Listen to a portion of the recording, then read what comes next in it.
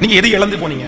ஏதாவது ஒரு இடத்துல உங்களுடைய பேரை வந்து கெடுத்தார்களா? கெடுத்த உடனே நிறைய பேர் ஒரு இடத்துல பேரை கெடுத்துட்டாங்கன்னா என்ன பண்ணுவாங்கன்னா, அவ்வளவுதான், அடுத்து அங்க இருக்கிற யாருடைய முகத்திலையும் அவங்களால முழிக்க முடியாது, யாரையும் அவங்களால ஸ்பேஸ் பண்ணவே முடியாது, பார்க்கவே முடியாது.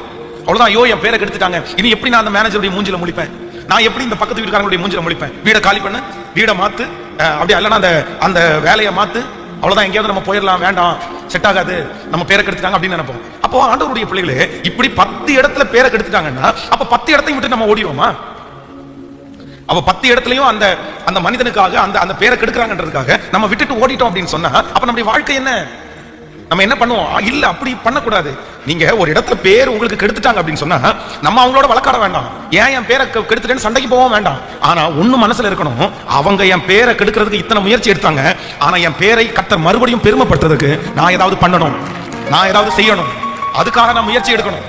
அப்போ உலகத்துல இருக்கிறாங்களே, அப்ப நம்ம ஏன் அதை செய்யக்கூடாது? அதனால இன்றைக்கு அந்த அபிஷேகத்தை ஆண்டவரிடத்துல கேளுங்க. அப்போ இந்த யோசேப்பினுடைய வாழ்க்கை பாருங்க, பேரை கெடுத்துட்டாங்க, அவ்வளவுதான், நம்ம மூஞ்சிலே முழிக்க முடியாது அப்படின்றதுக்காக அதை வந்து அவனுடைய கான்சன்ட்ரேஷனுக்கே கொண்டு வரல. பாருங்களேன், அவனுடைய சிந்தைக்கே கொண்டு வரல. பக்கத்துல இருக்கிற கையை பிடிச்சு சொல்லுங்க, ஒருத்தர் பேரை வேண்டும் என்று கெடுக்கும் போது அதை உங்க சிந்தைக்குள்ள கொண்டே வரக்கூடாது. அதுதான் யாருடைய அழகு? ஆண்டவருடைய பிள்ளைகளுடைய அழகு என்ன அப்படின்னா, பேரை கெடுக்கிறத என்ன பண்ணிடக்கூடாதாமா? இப்போ யோசிப்பு வந்து அதை தன்னுடைய சிந்தைக்குள்ள கொண்டு வரலன்றதுக்கு என்ன அர்த்தம் நீங்க சொல்லுங்க பார்க்கலாம். எப்படி இதை சொல்றேன் நான்? அந்த சிந்தைக்குள்ள அவன் வச்சிருந்தான் அப்படின்னு சொன்னா கண்டிப்பாக அவன் தலைவன் ஆகும் போது அவனுடைய பேர் பெருமைப்படும் போது ஒண்ணு அவன் பழி வாங்கியிருப்பான், இல்ல அப்படின்னா என்ன இந்த மாதிரி தேவையில்லாம என் பேரை கெடுத்துட்டாங்க அப்படின்னு அவன் சாட்சி. நான் சொல்றது உங்களுக்கு புரியுதுல?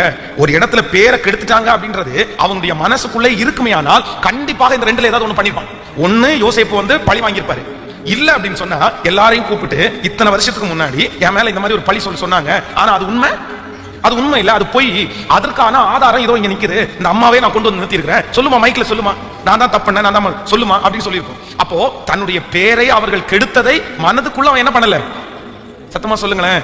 அப்ப ஆண்டவருடைய பிள்ளைகளே, இன்றைக்கு இந்த உபவாச ஜெபத்துல யாரோ ஒரு இடத்துல ஆண்டவர் பேசலாம். உங்களுடைய பேரை, உங்களுடைய பிசினஸை, உங்களுடைய ஆசீர்வாதத்தை கெடுப்பதற்காக யார் நினைத்தாலும், நான் சொல்றேன், ஒருவேளை ஒரு சின்ன மிஸ்டேக் உங்களால நடந்திருக்கலாம், நீங்க பண்ணிருக்கலாம், அதை பிடித்து கொண்டு உங்களுடைய பேரை அப்படியே டேமேஜ் பண்ணி விட்டுருக்கலாம். ஆனா நீங்க அதோட உடைஞ்சு அதோட நொறுங்கி போய் அவ்வளவுதான், எனக்கு இது ஒண்ணுமே இல்லை, நீ ஒண்ணுமே செய்ய மாட்டேன் அப்படின்னு அந்த எண்ணத்தை விட்டு நீங்க என்ன பிடிக்கணும் அப்படின்னா, அவங்க கண்களுக்கு முன்பாக என்னை ஆசீர்வதியும் ஆண்டவரே, அவங்க கண்களுக்கு முன்பாக என்னை உயர்த்தும் ஆண்டவரே, அவர்கள் 10 பேருக்கு முன்பாக என் பேரை கெடுத்தார்களே, என்னை 1000 பேருக்கு முன்பாக என் தலையை நிமிர பண்ண ஆண்டவரே, நான் அந்த இழந்து போன பேரை உங்களால பெற்றுக்கொள்ளணும் ஆண்டவரே, நீங்க என்ன இழந்தாலும் திரும்ப கொடுப்பேன்னு சொன்னீங்கல்ல ஆண்டவரே, நான் இழந்து போனதை எனக்கு தாருன்னு நீங்க கேளுங்க, முயற்சி எடுங்க, கண்டிப்பா சொல்கிறேன், அந்த பேரை கர்த்தர் பெருமைப்படுத்துவதற்கு கர்த்தர் வல்லவராய் இருக்கிறார். ஹல்லேலூயா.